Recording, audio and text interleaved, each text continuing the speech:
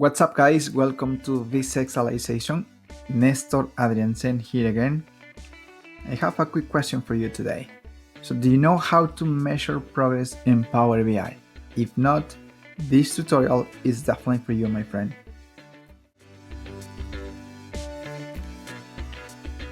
So today I'm going to show you how to create a KPI so you can start tracking your goals in Power BI.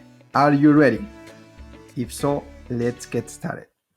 For today's tutorial, I have 4 different points. What is a KPI? When to use a KPI? KPI requirements. And also, guys, as always, I have a really nice case here, and we're going to learn about how to create a KPI. This is going to be quite straightforward, so please stay tuned. All right, so the first point here, what is a KPI? A KPI performance indicator, or also called KPI, is a visual cue that communicates the amount of progress made toward a measurable goal. Okay, so this is critical, my friends. And also you can see here a KPI visual here. So we have right here the amount, right? And then we also have the goal here. And for this particular case, so the difference is negative. So we are not performing well compared to our goal. So now let's go to the next point. So now when to use a KPI? 2 things here: to measure progress, and here we are answering this question, right? What am I ahead or behind on? The next point here also is to measure distance to a goal. So the question that we need to answer here is how far ahead or behind am I, right? So 2 critical points here, and it's really helpful if we are aware of this before we jump into the exercise. So now let's go to the next point. KPI requirements. 3 important requirements here. The first one, we need to have a unit of measurement that you want to track. For example, we might want to track total sales, number of employee hires, number of loans serviced, or number of students enrolled, or maybe premium, who knows, right? So, but that's critical. The second requirement here is a goal for the measurement. So if we have a goal, you can compare your progress with that goal, right? Or we can compare our progress with that goal. So very important as well here. And then finally, the other requirement here is a time series. So we can compare daily, monthly, or even yearly. So these 3 requirements are very important. So please keep them in mind. All right. So now let's jump to the next point. Case. Let's do this, guys. So we need to create a KPI, and the question that we have here is create a KPI to compare actual premiums versus last year premiums. So how do we do this?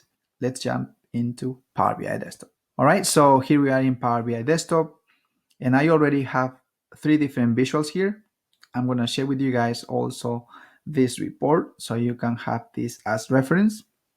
But before we get started with the exercise, let me walk you through the tables that we have and also the visuals. On the left, right here, we have this slicer, right? So this slicer is coming from the fact table called premium. So we have right there the product claim. So how about year? So year is coming from the calendar table right here. Okay, so this dates table represents the calendar table. All right, so now we can remove these filters real quick. And then for this table here, we have information from 2 different tables, right? We have information from DAX measures table. And for this particular case, we have 2 different measures. We have the total premium here, which is basically the sum or every single line of premium, right? And then we also have the other measure here, which is last year premium. And we are using here the calculate function to accomplish our goal, right? Keep please that in mind. And of course, we also have right here information year from the calendar table. So now that we have that as reference, let's start playing with our visuals. Okay, if you are guessing correctly, we need to insert this visual called KPI. Boom, there you go. Now, if you remember the 3 main requirements here, so we have to have 3 fields, right, to make this work. So the first thing that we want to do here is go to the DAX measures table and let's select total premium. And this is going to be the indicator here. Okay, there you go. So for trend axis right here, if you remember, we're going to use a date. And for this particular case, year. There you go. Now it's looking better, right? So, but we still need to have another field here, which is a target goal. For this particular exercise, we are comparing the actuals with the previous year. So that means that we need to use the last year premium here for this field. Boom. There you go, my friends. So what's happening here? Real quick. So this information, if you are curious, so you are seeing right here information for 2018, right? We have about 20,000 here, right? Which is the total premium for 2018. And then the goal should be the premium amount for 2017, which is correct. This amount right here. And this amount right here as well. This is basically the same, right? So what else can we do here? So how about if we start playing with these slicers? Let's do that. So let's select a particular year. Let's say 2014. There it is. And now let's select just a particular product here. How about projector? There you go. So we are saying here that for 2014, right? And this also is for the projector, right? Which is the product claim. If we compare 2014 with the previous year, so we are doing great because it's about 164% higher. So this is great. So let's keep playing then. So how about if we change the product? How about if we select PlayStation for the same year, right? Same thing here. So if you see here, the information, right, for 2014, total premium was about 60,000, and then the previous year, which was 2013, right, we have about 33,000, which is the same number right here. So we are doing great. And you can keep playing, right? Let's say we select a different year. We can do that as well. How about 2016? For this particular case, this is not great, right? For PlayStation, total premium was 23,000, right? And then the previous year, which was 2015, the total premium was about 29,000. So that's what's happening here. So it's about 20% low compared to 2015. What do you guys think? Do you like it?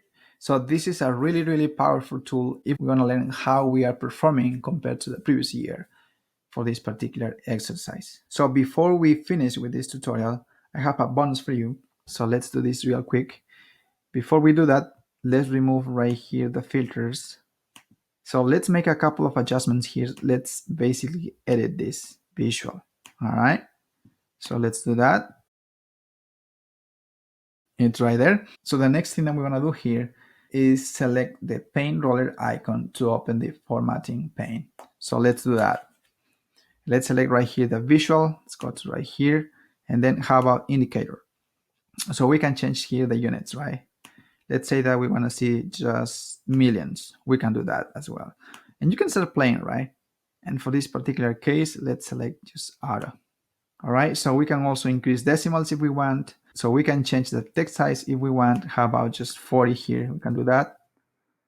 And then we can also change right here the icon. We can make this disappear if we want. We can change the size of the icon.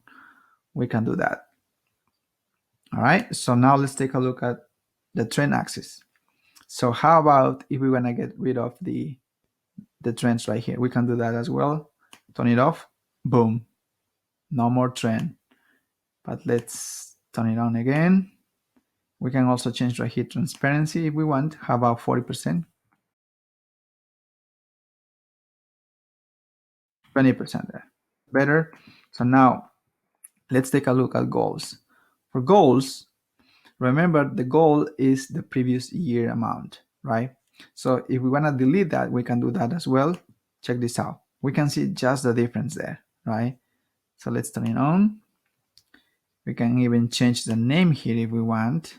Let's leave it as goal. We can change the font color. We can make any type of changes here. We can turn it off this as well if we want. But this is just as reference, my friends. How about color coding? For color coding, so this is usually correct. High is good, but there might be some cases when this is not correct. But for this particular case, let's leave it as is, which is high is good. We can change the colors here if we want. We can select, for example, blue, right? For red, maybe black if we want. We can do that. Basically, we can play with this, right? Let's remove those changes, Control Z. Okay, then what are the changes you can make here? You can keep exploring, right? If we want to add date here, we can do that as well, right? 2018.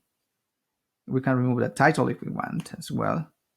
We can add a background if we want, right? We can add border if we want. We can add shadow here if we want.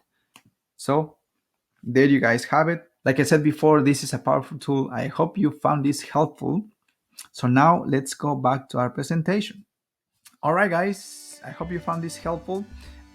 If so, as always, please give me a thumbs up, share with your friends, leave your questions or comments below, and of course, don't forget to subscribe because you don't want to miss anything. Thank you guys, and see you in my next tutorial.